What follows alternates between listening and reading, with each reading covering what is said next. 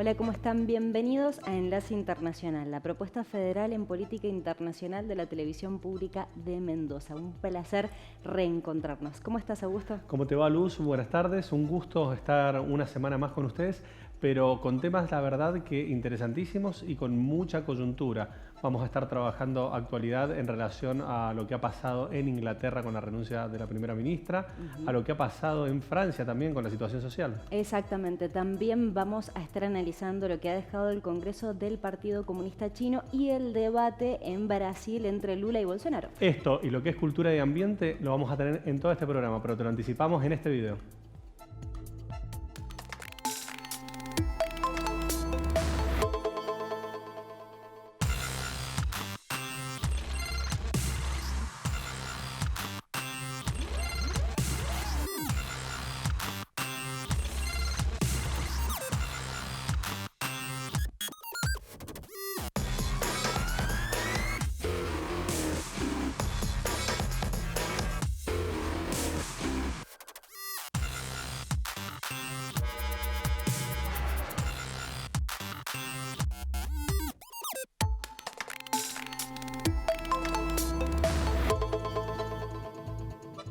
Como te anticipamos, ahora vamos a tener una entrevista en profundidad para analizar todo lo que se ha dado en Inglaterra y en Francia. Exactamente, ya tenemos en comunicación vía Zoom a José Vargas, director de la consultora Evalucom, para analizar estos temas. ¿Cómo estás, José?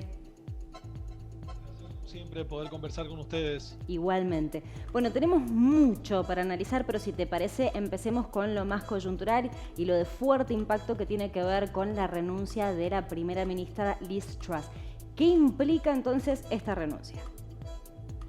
Esta renuncia lo que implica, primero y principal, es la situación de debilidad económica que está viviendo el Reino Unido, una situación similar que se está dando en la mayoría de los países del mundo, pero en este caso en particular se le suma una situación política que está viviendo ese país en particular. Después de toda la situación dura, la crisis que viven la mayoría de los países europeos, fundamentalmente producto de esta crisis, esta guerra que hay entre Ucrania y Rusia y que conlleva a una implicancia mayor a todos los países del mundo, vimos que la primer ministra en un primer momento apareció con un paquete de medidas económicas, un paquete fuerte de medidas económicas que implicaba, entre otras cosas, una fuerte reducción impositiva.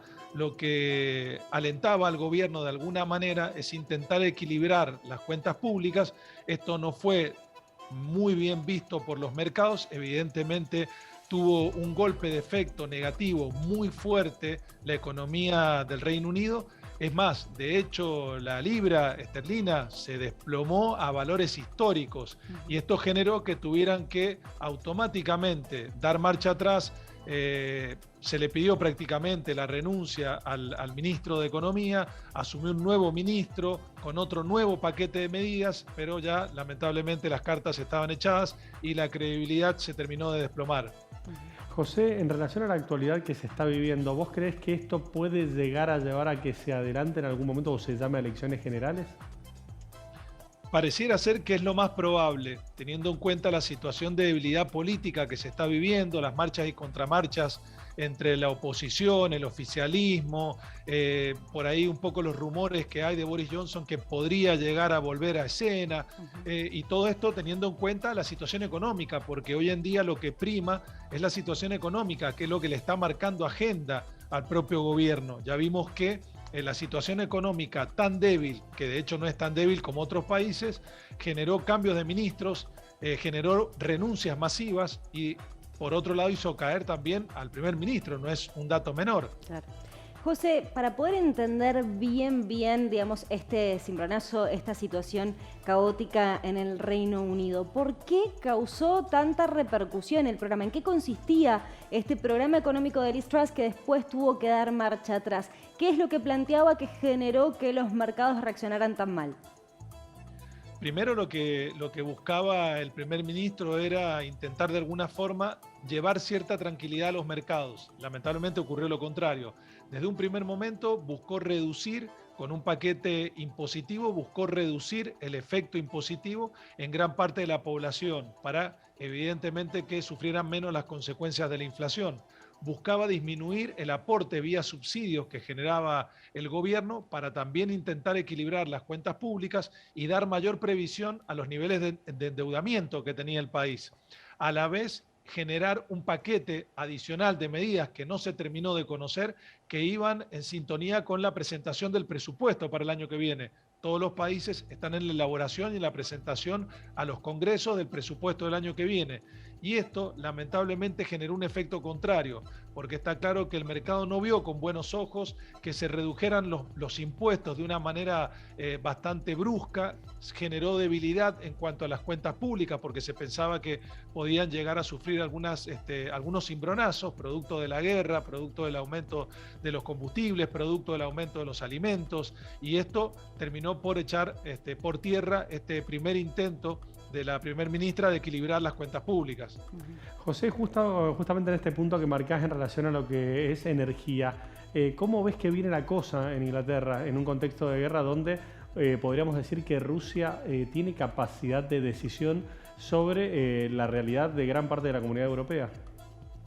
Sí, sabemos también además, haciendo hincapié en eso que mencionás, que Rusia tiene muy en claro cómo intentar debilitar la economía del Reino Unido. Es uno de sus principales objetivos.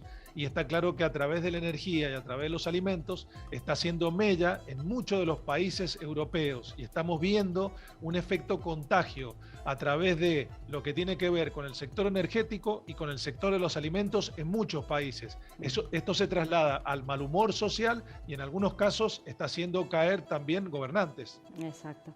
Teniendo en cuenta que se conoció el índice de inflación del 10.1% en septiembre, o sea, interanual, en Reino Unido, que se habla de un aumento de 300% de los precios de las facturas. ¿Qué es lo que puede llegar a pasar teniendo en cuenta que ahora están casi acéfalos? Si bien la primera ministra dijo que va a continuar en el poder hasta que se nombre un nuevo sucesor, ¿qué puede llegar a pasar en estos aspectos en donde la situación económica está tan compleja? Y ahora lo más probable es que empiecen las negociaciones, incluso con los otros partidos políticos, para ver de qué manera se puede solucionar esta situación que es sumamente delicada para el Reino Unido, teniendo en cuenta lo que está ocurriendo con el resto de las variables. Hoy lo que necesita el Reino Unido es generar rápidamente confianza en los mercados, porque lamentablemente no lo está teniendo. Estas marchas y contramarchas están haciendo que la situación empeore en vez de mejorar. Por eso, como se dice a veces en el deporte, lo que están buscando es parar la pelota y empezar de alguna forma ciertas negociaciones para llevar tranquilidad. Y un poco lo que dijo la primera ministra antes de la renuncia es que iban a intentar presentar en tiempo y forma el presupuesto para el año que viene. José, en relación a los conflictos que ha tenido Inglaterra, sobre todo con lo que fue la salida de la comunidad europea e Irlanda, ¿vos crees que esta debilidad que está teniendo y estos problemas internos pueden también envalentonar aún más tanto a Irlanda del Norte como a Escocia para potenciales plebiscitos? Es probable, es probable. Ya vimos en las últimas horas por ahí declaraciones o algunos comunicados del resto de estos países que no están viendo con buenos ojos lo que está ocurriendo en el Reino Unido. Por ahí puede desatar otro tipo de situaciones, porque está claro que es un contexto sumamente delicado. Sabíamos en los últimos días que una situación de este tipo se podía llegar a dar. Era cuestión de horas de un desenlace de este tipo. Por ahí no preveíamos una renuncia, pero sí que iban a haber más cambio de ministros y más presión por parte del partido oficialista hacia la primer ministra. Exactamente. Bueno, estaremos atentos a ver qué es lo que ocurre allí en Reino Unido. Pero ahora te cambio de tema. Me voy cerquita para analizar la situación allí en Francia, en donde las últimas semanas hemos visto una serie de protestas, movilizaciones, por un lado convocadas por la izquierda, por el otro convocada por los sindicatos, además de la huelga de los sectores petroleros. ¿Qué está pasando allí en Francia, José? Bueno, en Francia está ocurriendo algo bastante similar, es decir, algo también de lo que está ocurriendo en el resto de los países del mundo, salvando un poco las distancias. En Francia particularmente ha impactado muy fuerte esta guerra entre Rusia y Ucrania a través del precio de los alimentos y a través del precio de los combustibles. Acá lo que hemos visto en los últimos días son manifestaciones, son huelgas, pedidos de incrementos salariales de algunos sectores, incrementos salariales que quieren que sea del 10%. Por ahí algunas industrias petroleras le han dado a sus empleados no más de un 5%, pero está claro que la situación de debilidad es sumamente importante y también está jugando un rol fundamental que el gobierno de Macron tiene que presentar el presupuesto. Y no tiene, hoy no sé si tendría los votos como para que sea totalmente aprobado. La oposición está muy dura con respecto a esto y está claro que buscan una situación de equilibrio también, viendo lo que está ocurriendo en el resto de los países. Hemos visto el precio de los alimentos cómo ha subido, hemos visto el precio de los combustibles cómo ha subido, y en comunidades donde no están acostumbradas a estos grandes cambios, estos bruscos cambios en estas dos principales variables que tienden a tirar la inflación hacia arriba, lo que está ocurriendo.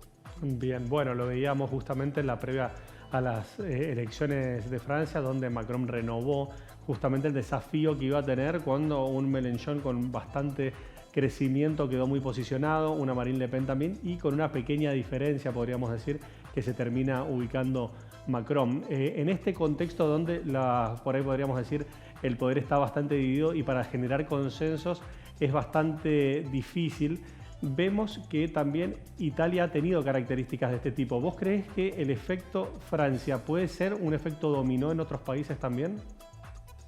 Es lo más probable, es lo más probable. Yo creo que en otros países va a ocurrir algo similar. La mayoría de los gobiernos están intentando anticiparse a esta situación. Incluso también en Latinoamérica ocurre algo similar. Hay países que están intentando evitar este tipo de situaciones. Primero y principal, saben que el aumento de los combustibles y el aumento de los alimentos le dispara la inflación, genera un malestar, un mal humor social muy importante, sobre todo en países que no están acostumbrados a tener inflación por arriba del 3% anual, y esto genera un efecto dominó en, obviamente, el resto de los sectores. Los sectores laborales piden incrementos salariales, las confederaciones de trabajo piden huelgas, piden renovaciones salariales. Entonces la situación genera un efecto dominó y después vemos estas consecuencias. Por eso creo que el resto de los países va a intentar anticiparse para no tener una situación de este tipo. Bien.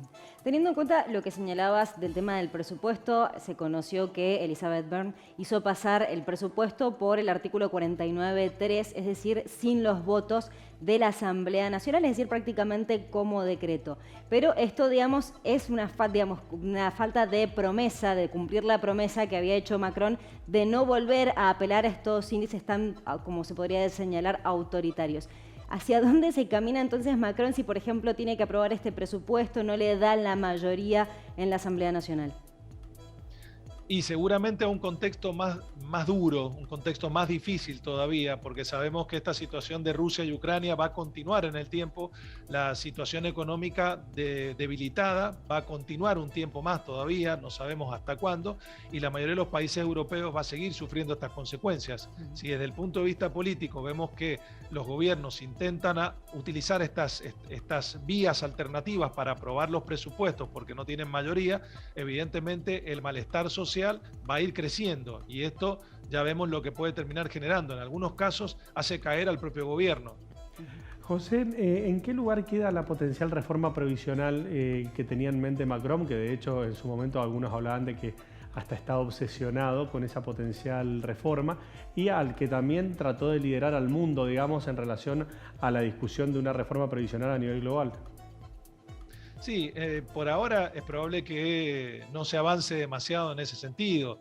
Hoy Francia lo que tiene que buscar es aquietar las aguas desde el punto de vista social y fundamentalmente desde el punto de vista económico, porque los ojos del resto de los países europeos están hoy en 2 o 3 países en particular para ver cómo pueden solucionar o cómo llevan adelante las tratativas en una situación que se les está complicando más de la cuenta.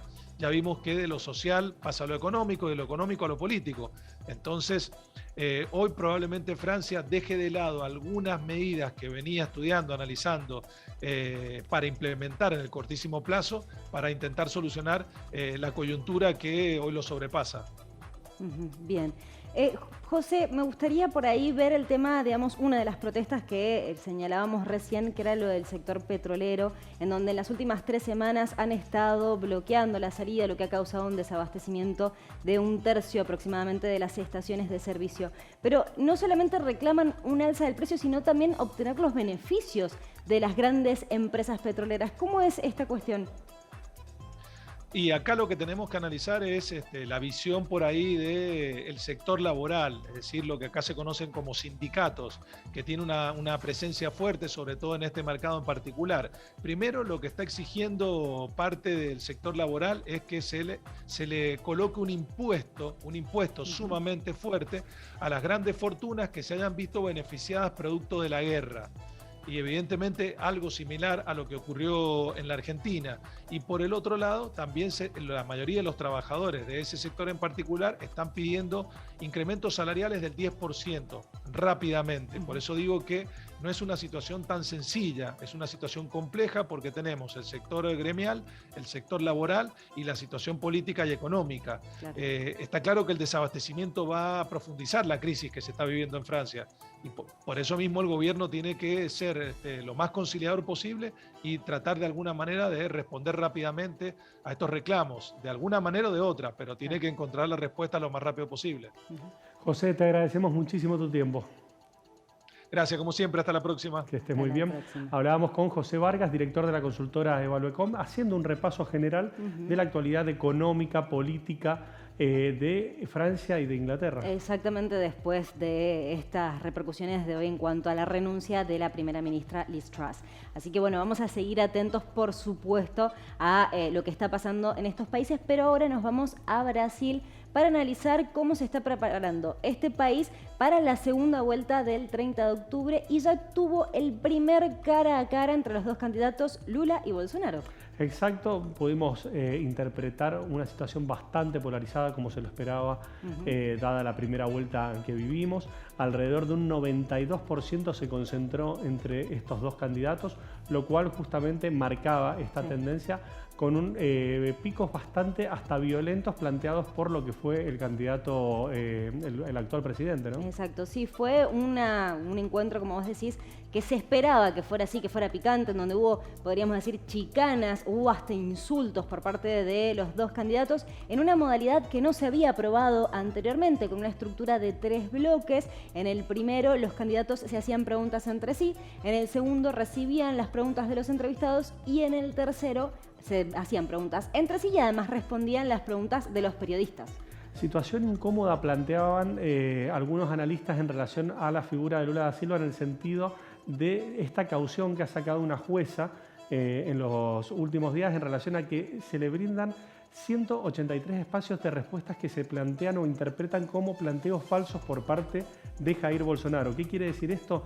Que se ha identificado justamente el uso por ahí de la mentira como herramienta de campaña del propio Jair Bolsonaro. Exactamente, las fake news. Y esto lo vimos en cuanto a Lula, que le dijo que Bolsonaro era el rey de las fake news y Bolsonaro culpó a Lula da Silva de ser el rey de los corruptos. Como decíamos, fue, digamos, muchas tensiones, pero prácticamente no hubo propuestas por parte de los candidatos en lo que fue el debate, y lo que señalan también los analistas es que este debate en sí no va a generar grandes cambios en los votantes, en el sector más indeciso, sino más bien el de que se va a producir el 28, que es 2 días antes de la elección de la Red Globo.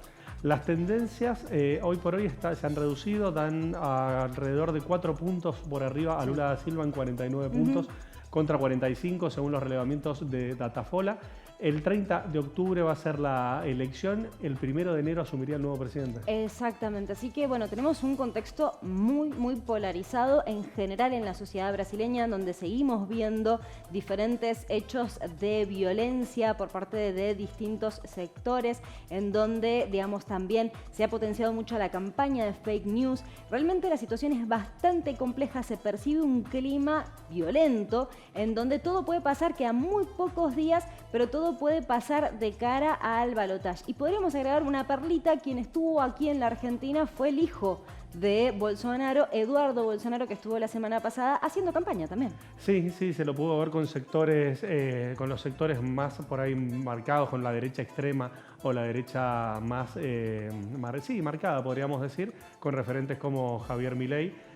Donde también jugó bastante la acidez, ¿no? Bastante cínico, podría decir que se lo vio en relación Y lo que quiso hacer era tratar de comparar la situación de qué es lo que podría llegar a pasar en Brasil si sale Lula da Silva electo. Es lo que él decía en las redes sociales. Entonces él decía que Alberto Fernández es un Lula. Entonces por eso, por ejemplo, viraliza videos en donde hay un montón de fajos de dinero, como estamos viendo en las imágenes. Viraliza un video en donde para pagar la cuenta de un restaurante es un montón. Entonces lo que intentaba hacer era esa campaña de vincular a Lula con Alberto, que es lo que ahí llama un poco la atención, sobre todo la falta por ahí de conocimiento sobre la situación en relación a la compleja realidad que tiene hoy Brasil en materia social y en materia laboral. Pero bueno, un poco acostumbrado nos tiene Bolsonaro hijo a estas formas, ¿no? Realmente la situación, como decíamos, es un clima intenso, es un clima violento, en donde vamos seguramente a seguir viendo diferentes escenas que nos van a llamar la atención y lo vamos a seguir tratando al tema de Brasil, porque de hecho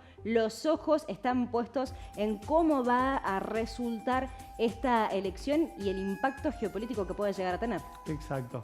Ahora, no te vayas, quédate ahí, que en el próximo bloque vamos a tener una entrevista en profundidad para analizar todo lo que se está dando en China en relación a lo que es la discusión político-partidaria, todo este proceso eleccionario interno que lleva con sus características y sus particularidades, nada más ni nada menos que la República Popular de China. Ya volvemos.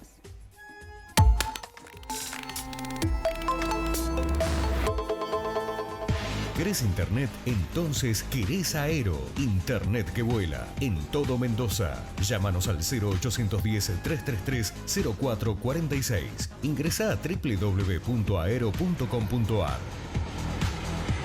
Aero. Internet que vuela.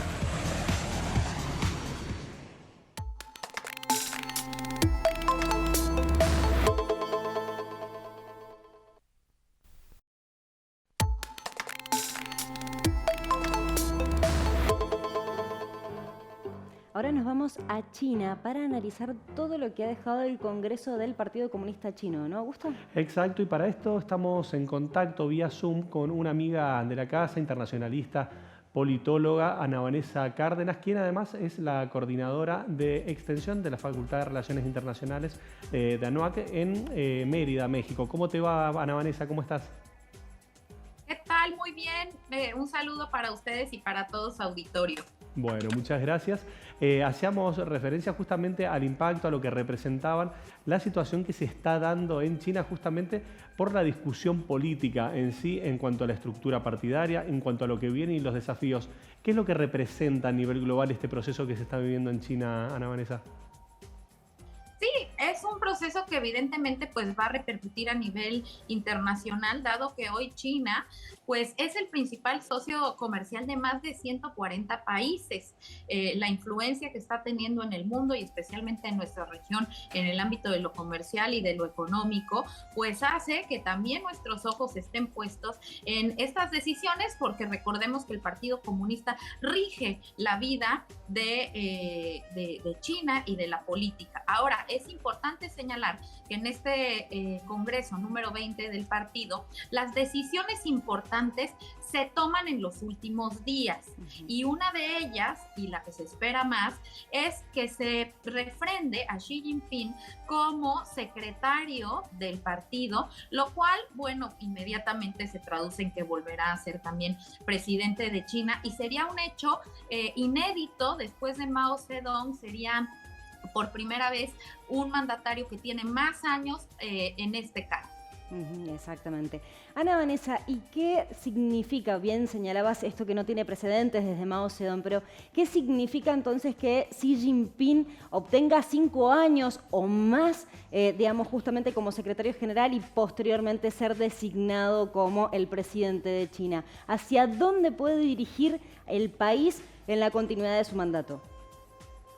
Bueno, ha sido muy claro desde el Congreso pasado en una modernización del socialismo chino, ¿no? En hacer un tipo marxismo chino, adaptarlo y que se conviva el socialismo con estas zonas económicas especiales, con apertura, ¿no? Y hay un enfoque también a mostrar una China preocupada por el medio ambiente, que era una de las cuestiones que se trató de trabajar desde la reunión número 19 del Partido Comunista.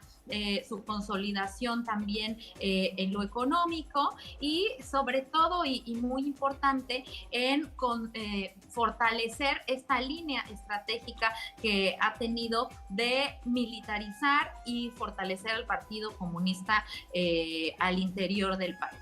Vanessa, en relación a las figuras de China a nivel global, uno hace un poquito de historia, se vuelve unos años atrás y piensa que en el 2000 estaba recién ingresando a la Organización Mundial del Comercio y empezaba a generar una proyección en la cual hoy básicamente se está discutiendo o disputando con Estados Unidos ser el gigante o la principal potencia económica del mundo. ¿Cómo ves vos esta lógica o este desafío para China en lo inmediato y en esta nueva posibilidad que se le daría por 5 años más a Xi Jinping? Sí, desde luego me parece que en esa línea de continuidad pues está el ser una gran potencia, ¿no? Dejar de ser, muchos lo han considerado una potencia media, pero para China hoy la vista está puesta en desfasar a Estados Unidos o en acercársele mucho más en el corto y mediano plazo, lo cual lo está haciendo bien y bueno, vamos a ver qué tanto le funciona también a Estados Unidos, pues estas nuevas políticas de enfocarse en China, dejar a un lado incluso la enemistad con Rusia, retirar el presupuesto de Afganistán y enfocarlo en el espacio exterior y en el ciberespacio para competir con los mercados chinos y establecer nuevas carteras y líneas de suministro en las cuales pues México, por ejemplo, y América Latina tienen un gran papel para esta competencia. Entonces, la continuidad de Xi Jinping me parece importante, ha logrado el fortalecimiento de China, incluso una recuperación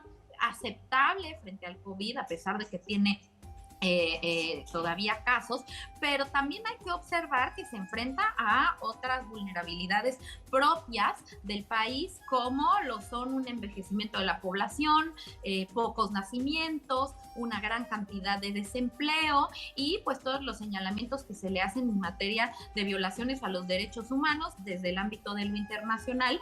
Y otro factor también importante respecto a esto es que sus avances en materia ecológica, de cambio climático y grandes esfuerzos que se ha planteado frente a la comunidad internacional han rendido frutos, pero no se equiparan con los efectos que tiene negativos al medio ambiente, que siguen siendo muy por arriba de lo esperado. Uh-huh. Teniendo en cuenta lo que mencionó Xi Jinping en la apertura del Congreso del Partido Comunista, en donde dijo que la política de COVID-0 va a continuar pese al costo económico, y lo que señalabas vos justamente en cuanto a qué ha contenido, pero ¿qué es lo que puede llegar a pasar teniendo en cuenta cómo ha afectado la economía y cómo aspira China a ser la primera potencia mundial? ¿Crees entonces que va a continuar por mucho tiempo esta política de COVID-0? Sí, me parece que es además una cuestión emblemática del gobierno de Xi Jinping y que ha colgado las banderas a nivel internacional de haber llevado una campaña muy eficiente, incluso sacrificando, digamos, el ámbito de lo económico. Pero bueno, también el COVID hoy en día se está volviendo algo de todos los días, requerirá, conforme se vayan extendiendo los efectos de la vacuna, pues menos inversión, ¿no? Y esto lo sabe China, y un discurso que vaya en contra de esta política cero COVID, pues sería bastante desafortunado, sobre todo a la luz de lo que comentaba yo, de cómo está el ojo puesto en China respecto a las violaciones a los derechos humanos. Uh-huh. Así que me parece que continuarán los esfuerzos por la modernización económica, por la apertura económica y a la vez por seguir manteniendo esta mano dura y esta firmeza en cuanto al control social, incluso respecto a la situación con Taiwán. En el discurso de apertura, pues se dejó ver de manera clara que no se dudaría en usar la fuerza en caso de ser necesaria para que se respete la posición de Taiwán como un eje importante dentro de China. Vanessa, en relación a los conflictos actuales que hoy tiene China a nivel internacional, el que más por ahí destaca es el nexo con Taiwán. ¿Cuál ves vos que va a ser el diálogo o no que se puede llegar a potenciar de acá en adelante? Sí, creo que vamos a estar viendo continuas movilizaciones, ¿no? de la tecnología, del esfuerzo militar de China para presionar a Taiwán, que gran parte pues del valor que hace para enfrentar a China pues está basado en el apoyo de Estados Unidos, pero también Estados Unidos ha demostrado que difícilmente se incorporaría en un conflicto de forma directa. Entonces me parece que va a ir por la línea de la presión respecto a la movilización militar, la presión económica, y que China tampoco querrá confrontarlo, por lo menos en el corto plazo, por el esfuerzo económico que esto implicaría para su economía. Uh-huh. Teniendo en cuenta la situación de Xi Jinping, de que en el anterior Congreso no elevó a ningún posible sucesor al Comité Permanente, que ahora probablemente logre este tercer mandato, ¿Xi Jinping estaría buscando quedarse por mucho tiempo más, de por vida, crees vos? Sin ánimo de hacer futurología, pero ¿qué es lo que opinás vos? ¿Pretende él quedarse en el poder de China por tiempo indefinido?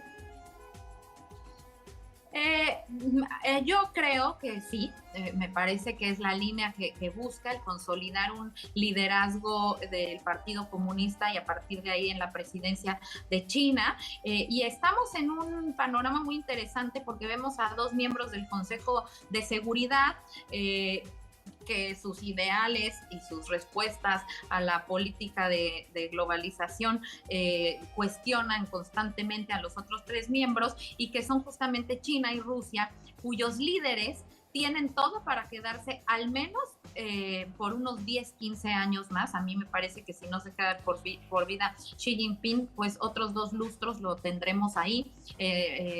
Putin también tiene cartera abierta para estar en el poder por un muy buen tiempo, y entonces, a diferencia de sus adversarios, ¿no? Donde, bueno, vemos por ejemplo en Europa que hoy renuncia a Liz Truss, la primera ministra, con el récord de menos días, 44, bueno, pues a diferencia de ellos que no los veremos dentro de pocos años, bueno, pues Xi Jinping y Vladimir Putin estarán ahí y estarán además consolidándose como grandes potencias a reserva de lo que pase en Ucrania y cómo lo resuelva Rusia. Bueno, pues es indudable que es una potencia dentro de Europa, y que China, después de Estados Unidos, hoy ofrece un liderazgo internacional que nadie cuestiona.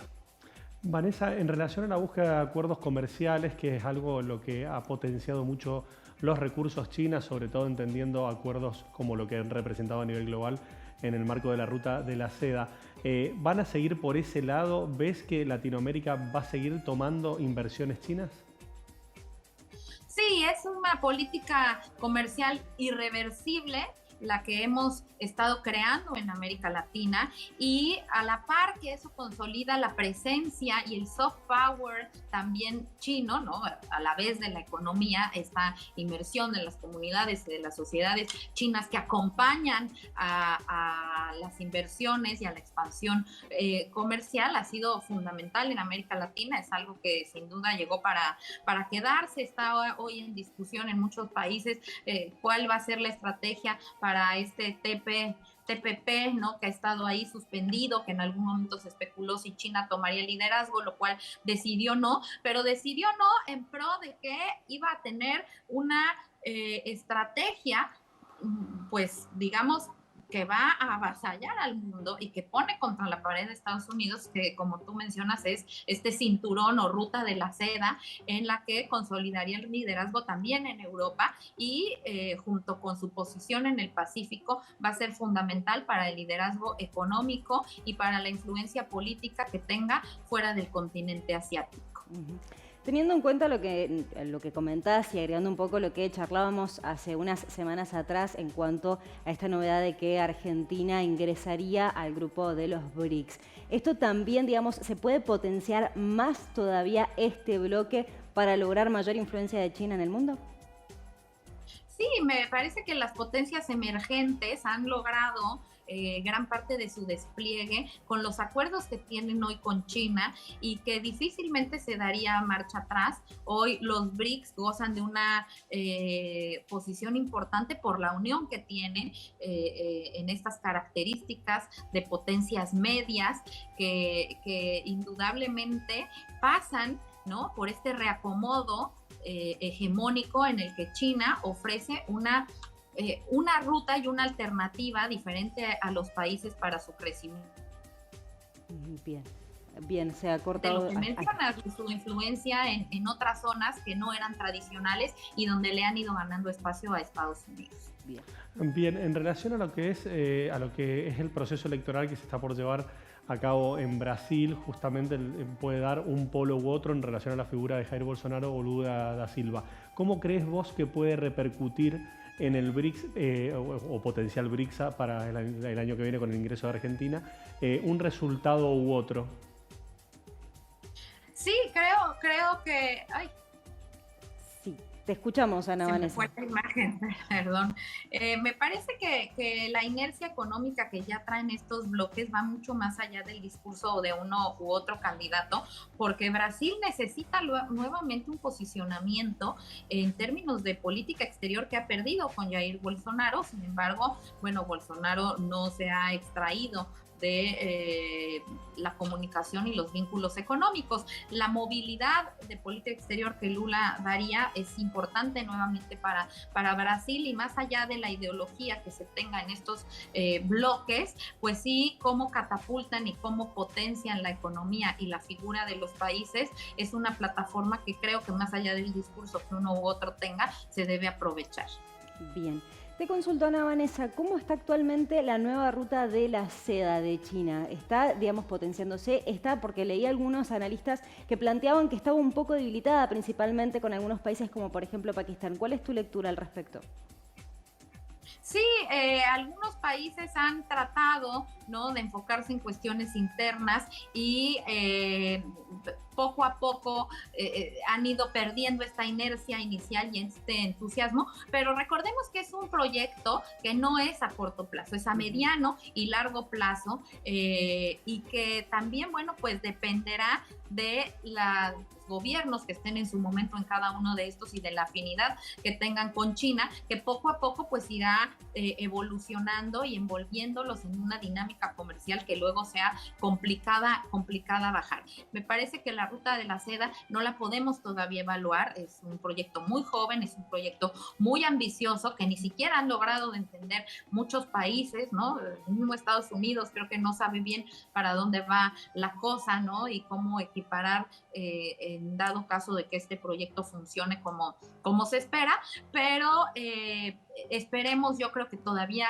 unos 3-5 años para empezar a ver los frutos estratégicos que tendrá, y esto a la par de cómo consolida también la posición geopolítica y geoestratégica en torno a recursos, gaseoductos, oleoductos, que China ha tratado de conversar con Rusia como una alternativa luego de lo que se ha visto con la guerra con Ucrania.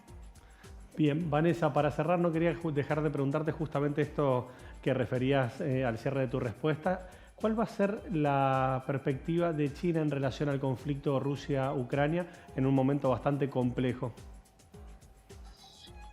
Creo que va a continuar con esta política súper cautelosa, ¿no?, en la cual, pues si bien económicamente y comercialmente continúan las relaciones con Rusia, y eso de alguna manera pues le da oxígeno a Rusia, pero en el discurso y en la práctica China no se ha visto directamente involucrado, justamente por esta línea también que Xi Jinping trae de mostrarse como mucho más democrático, de no mostrarse como un país socialista cerrado o tendencioso o ultra, digamos, y porque además no tiene ni quiere hoy concentrar recursos para una guerra en Europa, sino más bien en la competencia hegemónica con Estados Unidos y en el ganar terreno en el ámbito tecnológico, en el ciberespacio, en el espacio exterior. Así que lo vamos a ver cauteloso. Es más, entre el armamento que Rusia ha mostrado, bueno, pues se ve que ha tenido más bien el apoyo de Irán, de Corea del Norte, pero nunca abiertamente de China, que luego de lo que pase durante el cierre del Partido Comunista y del Congreso, y que Xi Jinping seguramente siga en el poder, no cambiará esta línea ni cambiará ninguna otra de su política exterior. Bien, como para cerrar entonces, para ir concluyendo este tema del Congreso del Partido Comunista Chino, el 23 de octubre conoceríamos entonces los resultados finales o si efectivamente Xi Jinping continúa o no. ¿Crees que va a haber algún tipo de sorpresa o ya está prácticamente todo dicho? No, yo creo que la sorpresa, quizás si lo fuera, es cuando se muestren algunos otros dirigentes del Comité Central, ¿no?, que pudieran dar luces de quién, en dado caso de una no continuidad en 5 años más de Xi Jinping, pudiera ser quien lo sustituya. Pero más allá de eso, no, porque además cuando ellos se reúnen, a pesar de que esa puerta cerrada, se sabe que las decisiones importantes fueron tomadas con antelación y ahí solamente se acaban de ajustar algunos temas y se dan a conocer en los últimos días o en la clausura del Congreso. Clarísimo, Vanessa, te agradecemos mucho, como siempre, este momento que nos has dado, bueno, justamente para poder analizar todo lo que impacta y la realidad de China en relación a todo este proceso electoral que está llevando a cabo. Con muchísimo gusto, Luz, y siempre es un placer estar con todos los auditores. Gracias. Muchísimas gracias. Hablábamos con Ana Vanessa Cárdenas, politóloga internacionalista, bueno, analizando todo lo que ha representado estos movimientos, que lo planteábamos la semana pasada, es uno de los 4 temas más importantes del año, sin duda.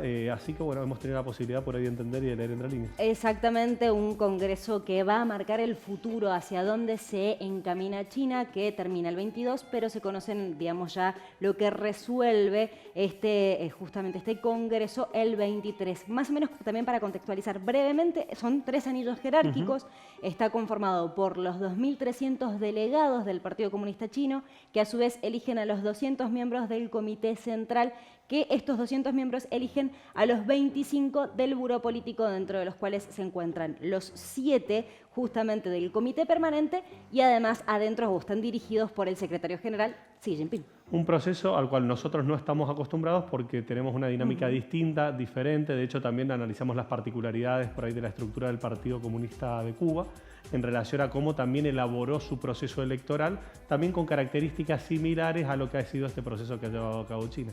Exacto, así que bueno, muy interesante como siempre hablar con Ana Vanessa Cárdenas para analizar estos temas. Nosotros nos tenemos que ir a un breve corte, pero quédense ahí porque en el próximo bloque tenemos el segmento de cultura y el segmento de ambiente.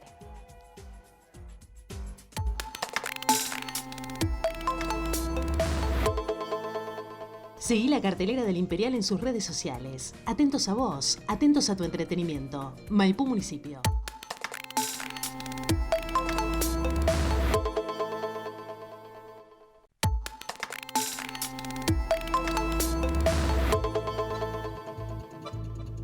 Continuamos con Enlace Internacional y tenemos la propuesta de todas las semanas en materia de cultura y de ambiente. Exactamente, y ya tenemos en comunicación vía Zoom a una amiga de la casa, referente a quien solemos consultarle sobre los diferentes temas en este segmento de ambiente. Estamos hablando de María Teresa Cañas, conocida como Guni. ¿Cómo estás, Guni? Un placer poder tenerte nuevamente aquí. Un gusto grande estar nuevamente en la pantalla de Acequia TV y un gusto grande, Luz, Augusto y toda la producción de este hermoso programa. Bueno, gracias, Guni.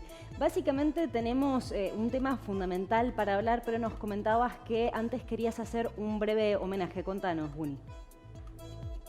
Efectivamente, 20 de octubre ha fallecido Antonio Helio Brailovsky, economista, divulgador, docente, autor de numerosos libros, un maestro para todo el ámbito ecologista ambiental, autor de libros fundantes de toda nuestra biblioteca que necesitamos conocer: Memoria Verde, Historia Ecológica de Iberoamérica, todos libros sugeridos, un montón más. También escribió ficción.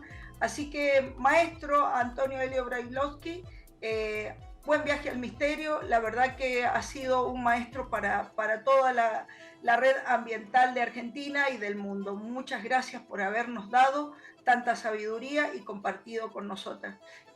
Así que muchas gracias, Antonio Helio Brailovsky. Leer, por favor, los libros de él. Exacto. Bueno, muchas gracias, Buni, por compartirlo con nosotros. Pero el tema puntual que hoy, digamos, por lo cual te hemos convocado, tiene que ver con un informe que llama la atención, que advierte y que alarma a la sociedad, y que tiene que ver con que el 70% de la población silvestre se ha perdido en los últimos 50 años, perdón.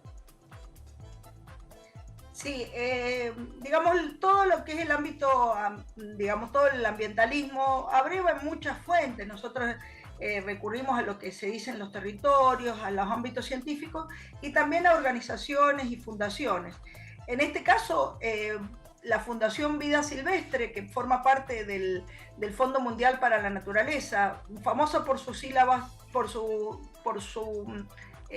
letras en inglés, WWF, que cada 3 años hace un informe que se llama Planeta Vivo. Es interesante porque estamos en el 14º informe. Lo hacen cada 3 años y lo pueden visitar en internet. Hay una versión extendida y hay un resumen también para medios con gráficos. Digo esto porque es tal cual vos decís, Luz, la población de mamíferos, aves, reptiles, peces y anfibios se han visto disminuidos notablemente. Ellos manejan un índice que se llama Índice Planeta Vivo, que es un índice propuesto por la Sociedad Geológica de Londres, y justamente habla de eso, de una caída del 69% de las poblaciones desde 1970 hasta el año 2018, que es cuando se realiza la medición. Se mide cómo las poblaciones actúan, o sea, ante la presión de la pérdida misma de biodiversidad y el cambio climático, que son notables. Y por ahí no se pueden comparar porque se le van agregando nuevos parámetros entre año y año, pero sí dan cuenta de que estos índices son notables y muestran este impacto que vos estás diciendo.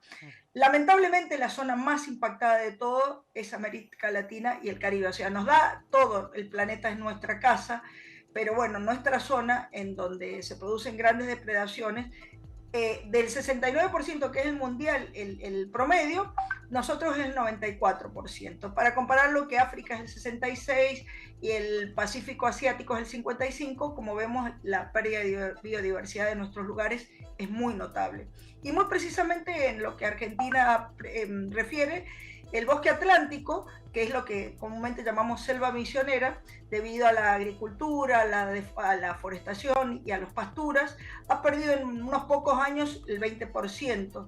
Y bueno, el poco como ejemplo que está tan en boga ahora, ver qué está pasando con los yaguareté. El yaguareté está en peligro de extinción justamente porque sus hábitats han sido rotos o segmentados o directamente desaparecidos.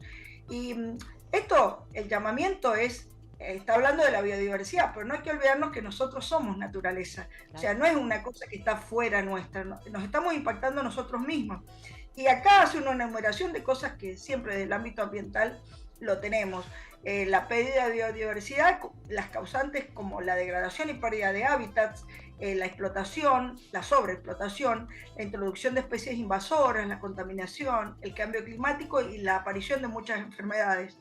Justamente vemos que en las zonas tropicales es donde hay mayor declive, y las grandes amenazas como la tala, la agricultura, para especies, para sacar especies valiosas. Y esto lo vemos muy en el norte, que en Salta y todo esto, cómo se están produciendo grandes desmontes en Santiago del Estero también. Entonces, mucho de esto es lo que está pasando. Y también es importante decir que mucha de la disminución son las especies de agua dulce, que el 83%, pero también no hay que olvidarse de los corales. Hay casos estudiados ahí que los sugiero leer sobre tiburones. Realmente estamos en procesos de mucha degradación de los ambientes. ¿Qué proponen? Proponen producción de alimentos de forma sostenible. Nosotros desde los movimientos ambientales sostenemos a la agroecología como una forma de restauradora también de los ambientes, también la descarbonización y por supuesto la restauración de ambiente. pone mucho énfasis sobre la pesca, sobre la minería, sobre la cantidad de energía, cómo se produce, y también las construcciones e infraestructuras humanas, que hay otro capítulo para hablar de lo que significa el hormigón y el cemento. Y muy importante hace énfasis, ya estoy para terminar en este informe, el énfasis que hace es sobre los derechos humanos, que yo digo también extensivos a los derechos de la naturaleza, aunque el informe típicamente habla sobre los derechos humanos, que tenemos derechos a un ambiente sano, y en este, digamos, panorama vemos que no lo hay. Así que es algo que queda muy pendiente para la conferencia de la ONU sobre biodiversidad, la COP15, que queda planteada para Montreal para entre el 7 y el 19 de diciembre.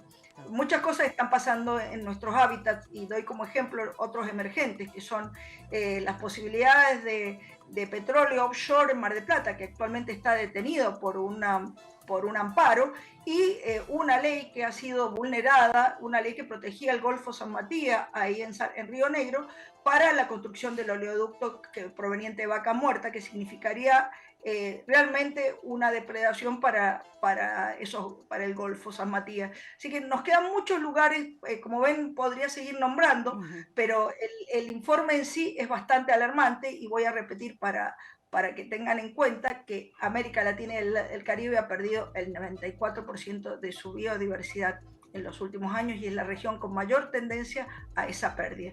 Así que bueno, yo agradezco mucho el contacto, podamos seguir conversando, pero es importante seguirnos comprometiendo con nuevos modos de vivir que sean amigables con la naturaleza, porque la naturaleza somos nosotros y nosotras. Guni, muchísimas, pero muchísimas gracias por el contacto. Bueno, y en el corto plazo seguramente vamos a estar charlando de nuevo. Sí, un abrazo muy grande y muchas gracias por el contacto. Hasta luego. Hablábamos con María Teresa Cañas, docente, miembro también de la Asamblea del Agua y una referente a quien solemos consultar sobre estos temas que son tan importantes como este informe que alerta sobre la pérdida de la biodiversidad. Tal cual, lo vamos a seguir trabajando. De hecho, bueno, vamos a generar nuevos contactos justamente para ver en relación también a las distintas discusiones que se están dando con determinados puntos en los que se plantea una lógica ambiental o explotación de recursos, y ver también si es posible o viable la discusión de ambas cuestiones. Así que lo vamos a seguir trabajando. Ahora lo que sí tenemos una propuesta interesantísima en cultura. Exactamente, una propuesta muy, muy atractiva que se llama Marsella, que es una serie que está en Netflix, y de hecho es la primera producción francesa en Netflix, digamos, dada en la plataforma de Netflix, por eso tiene una suerte de carga simbólica, y tiene como protagonista a un famosísimo actor que, como es Gerard Depardieu, que interpreta a el alcalde de la ciudad de Marsella, que hace 20 años que gobierna Marsella y decide dar, digamos, lugar a su seguidor, a su súbdito, digamos, a quien viene preparando en los últimos 10 años para que gobierne justamente esta ciudad. El tema es que surge, antes de que le ceda y todo, surge una gran polémica entre los dos candidatos, Gerard Depardieu y su sucesor. Entonces empieza la guerra porque ya Gerard Depardieu decide no correrse más. Exactamente. Bueno, realmente una trama muy interesante. Tiene 2 temporadas. Cada temporada son 8 capítulos de alrededor de 40 minutos, más o menos 40-45 minutos, pero súper atractiva porque cada capítulo tiene su subtrama. Entonces podemos ver distintos aspectos de la sociedad francesa importantes. No contemos más, no vamos a spoilear, así que te lo dejamos a disposición. Algo que tiene interesantísimo es justamente la versatilidad que te permite poder ver capítulos cortos en series cortas. Así que acá tenés un trabajo interesantísimo para este fin de semana. Ahora, antes de irnos, contanos cuál es el outfit que has traído hoy. Me encanta el outfit que me ha dado el atelier, es un estilo divino. Lo que son las botas de cuero, divinas por supuesto, cuero ecológico, el pantalón blanco con este detalle, miren lo que es el detalle del costado naranja en composé con el vestido de lino 100% natural, hermoso, con botones de nácar. Tiene un calce precioso, súper favorecedor. Me encanta todo lo que tiene. Miren lo que son los anillos. Todo lo que tiene el atelier es realmente hermoso, así que vayan a San Lorenzo 576, Ciudad de Mendoza, que ahí las van a estar esperando. Muchas gracias por acompañarnos una semana más en esto que es Enlace Internacional, una propuesta federal en política internacional. Te agradecemos a vos en Canal Sama de San Juan, en Construir TV para toda la Argentina y en casa, Canal Acequia. Hasta la semana que viene. Chau, chau.